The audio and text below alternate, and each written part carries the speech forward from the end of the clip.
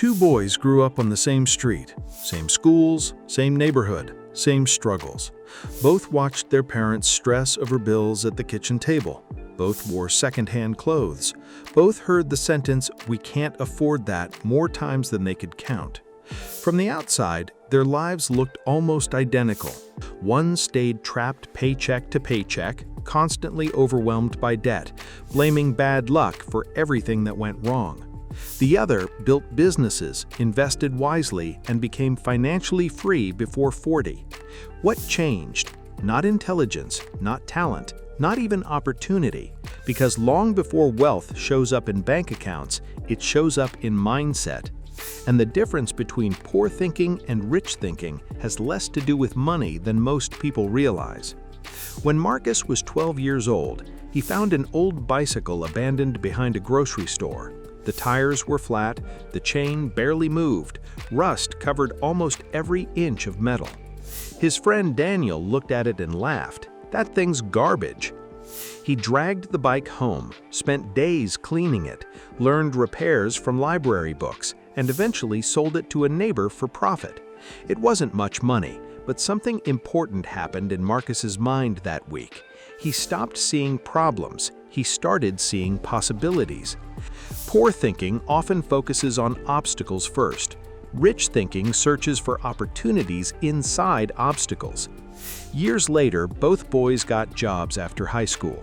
Daniel celebrated every payday immediately. New shoes, expensive dinners, latest phone.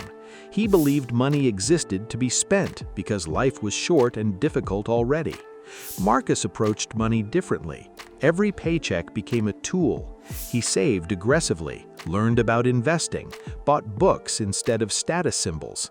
While Daniel spent money to look successful, Marcus used money to build future freedom. Poor thinking often asks, "How much can I spend?" Rich thinking asks, "How much can I keep and grow?" Daniel loved looking rich. Marcus wanted to become rich. Those are completely different goals. But modern culture confuses the two constantly. Social media rewards visible wealth. Nobody posts retirement accounts. Nobody uploads emergency funds. People show watches, cars, vacations, luxury. And slowly, millions begin associating wealth with consumption instead of discipline. That illusion destroys people financially, because poor thinking often prioritizes immediate pleasure over long-term gain. Rich thinking sacrifices today strategically to control tomorrow. At 26, Daniel financed a luxury car he absolutely could not afford.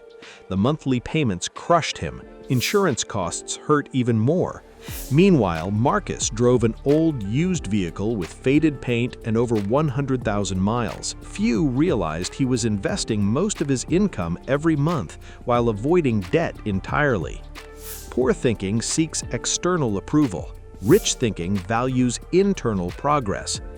And often, the truly wealthy person in the room is not the one trying hardest to look wealthy. Daniel's income increased, but so did his lifestyle. Better apartment, more subscriptions, designer clothes, weekend trips. He kept telling himself, "I just need to make a little more money." When spending rises with income, financial stress survives at every level. Marcus increased his income too. Assets before luxuries, ownership before appearance. He understood something Daniel never did. Wealth is not what you spend, it is what you keep. Poor thinking often believes rich people are simply lucky. Marcus hated hearing that.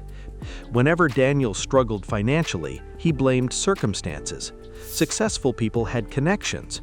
Rich people get opportunities normal people never see. Successful people often behaved differently long before success arrived. They learned skills while others entertained themselves constantly. They took calculated risks while others avoided discomfort completely. Over the years, those small behavioral differences created massive outcomes. Rich thinking focuses on control. Poor thinking focuses on excuses. That psychological difference changes everything. When the economy slowed down, Daniel panicked. Debt payments piled up quickly. Stress consumed him because he had built his financial life on consumption instead of security. Marcus struggled too, but he had savings, investments, multiple income sources, options. That is the real purpose of wealth.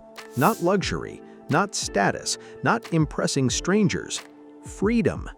Rich thinking prioritizes resilience. Poor thinking often prioritizes appearance, and appearance becomes useless during hard times. One night, years later, Daniel finally asked Marcus a question he had secretly avoided for a long time. How did you get ahead while we started in the same place? Marcus thought quietly before answering. I stopped trying to look successful. That answer frustrated Daniel initially because it sounded too simple, but it was true. Marcus never wasted energy performing wealth. Most people underestimate how psychological money really is. Financial habits are rarely logical, they are emotional.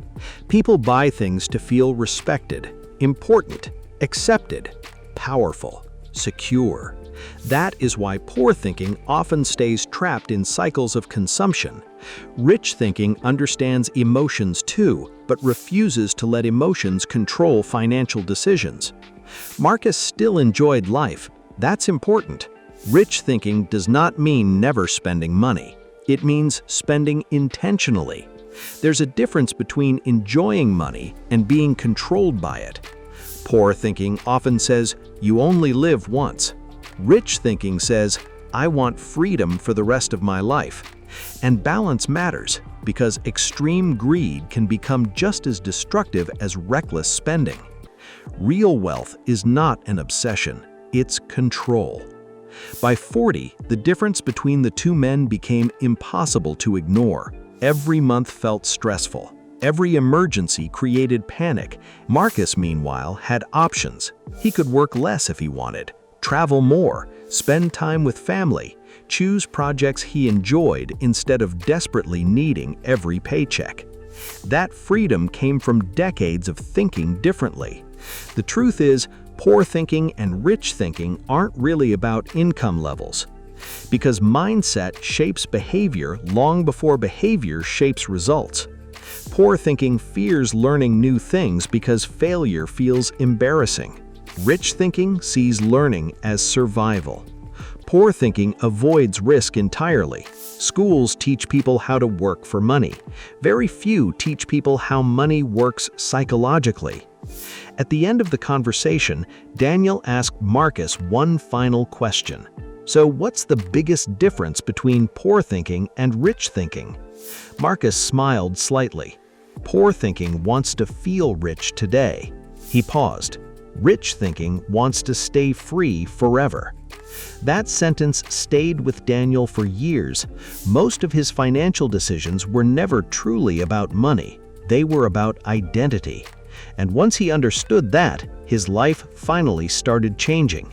Because the psychology of wealth is not really about numbers, self-awareness, and the ability to sacrifice short-term validation for long-term freedom.